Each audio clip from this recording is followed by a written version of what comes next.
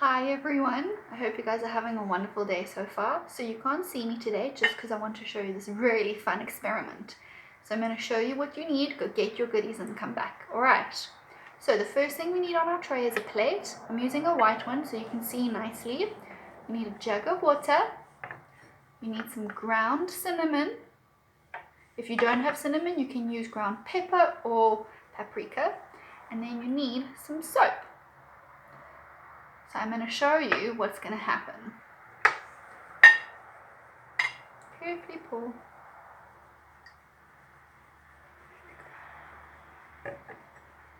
Now very gently you're going to sprinkle your cinnamon over the top of the water.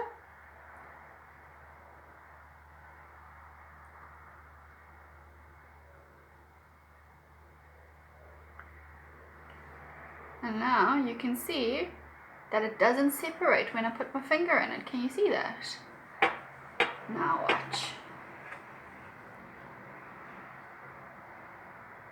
Got some soap on my finger. Separates. Let's see if it does it again.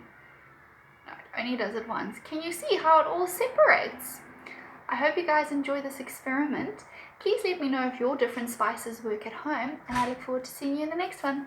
Bye!